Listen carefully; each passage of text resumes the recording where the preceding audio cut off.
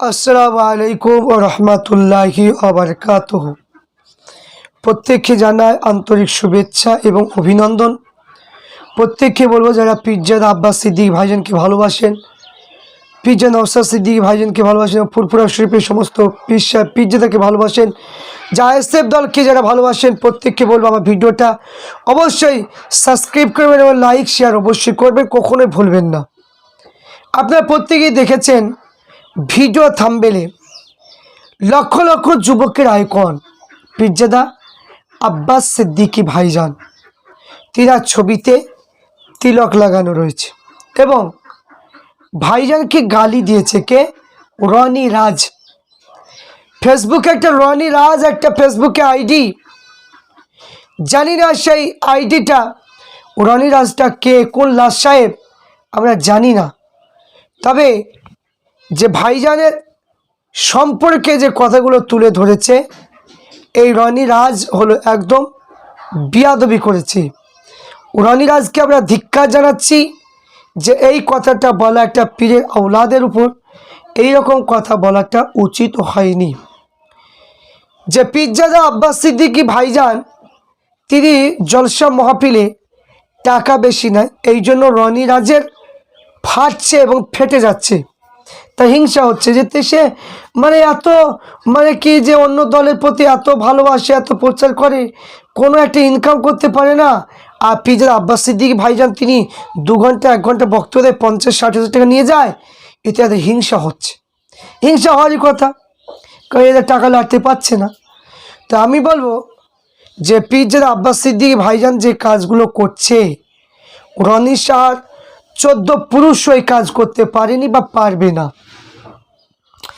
ভাইজান টাকা নেয় কারণ তিনি একটা নলেজ সিটি করছে, যেটা জ্ঞানের শহর বলা হয়, এবং যেগুলো যে আইএসএফ যে মিটিংগুলো হয় তাতে তিনি সহযোগিতা করে, টাকা দেয়, গরিব মানুষের পাশে দাঁড়ায়, মাদ্রাসায় মসজিদে তিনি কি কাজে লাগায়, এবং অনেক কিছু কাজ তিনার রয়েছে। এবং ভাইজানের সঙ্গে যারা আসে গাড়িতে তাদেরকেও কিছু টাকা দেয়।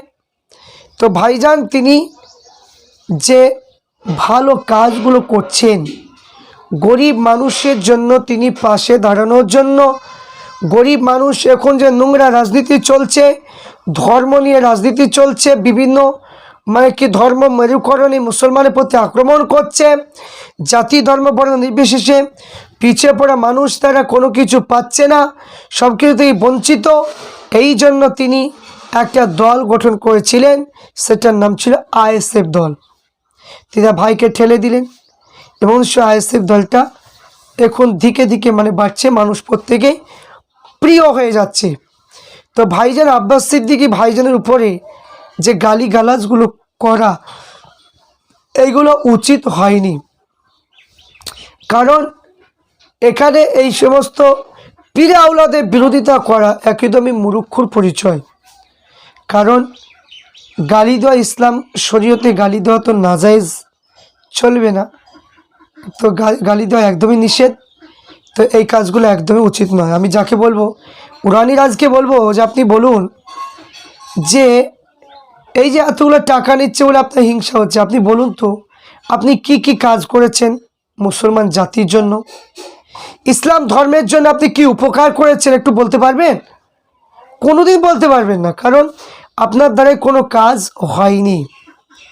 তাই এখানে পিজ্জাদা নওশাদ সিদ্দিকী, পিজ্জা আব্বাস সিদ্দিকী ভাইজানের বিরোধিতা যা করবে তাদের প্রত্যেকের বিরুদ্ধে আমরা কথা কিন্তু বলবো।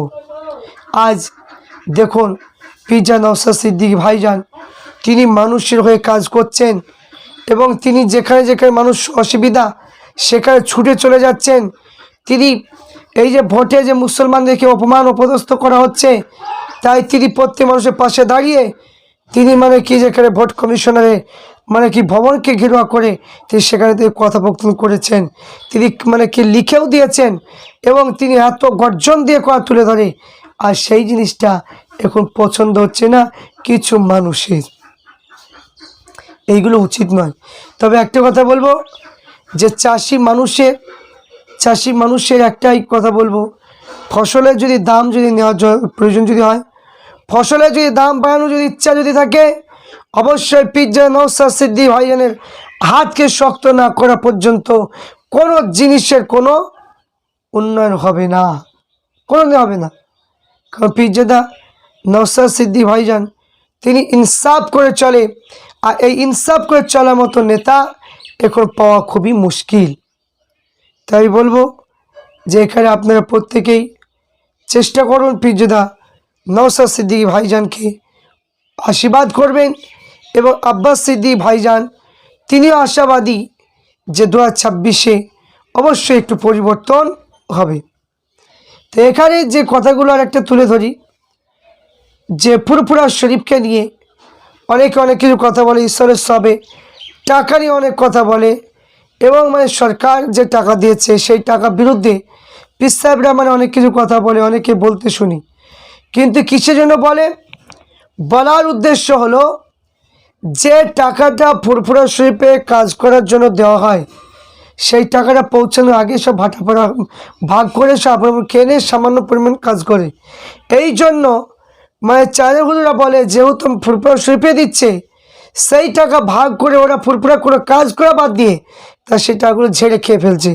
এই জন্য বলছে, কারণ যে দাদা হুজুরের মেহমান তিনারাই তার ব্যবস্থা করবে, এখানে সরকার কোনো প্রয়োজন হয় না, কিন্তু তবুও দিচ্ছে, আর সেইগুলো ফুরফুরা কোনো কাজ হয় না।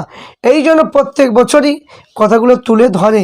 কিন্তু অনেকে অনেক রকমের কথা বলে যে কেন যে এত টাকা দিচ্ছে তার কোনো উপকার হচ্ছে না কেন, কি যে সরকারের প্রতি এরা কি অনেক কিছু কথা বলে।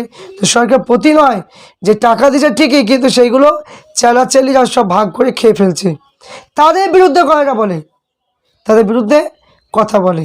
তো আমি এখানে বলবো চাষি ভাইদের প্রত্যেককে বলবো, যদি আপনাদের ফসলের দাম যদি বাড়াতে চান এবং পেঁয়াজের বস্তার দাম যদি কমাতে চান, পেঁয়াজের দাম বাড়াতে যদি চান, অবশ্যই আপনারা আশীর্বাদ করবেন 2026-এ পিজ্জা নওশাদ সিদ্দিকী ভাইজানকে।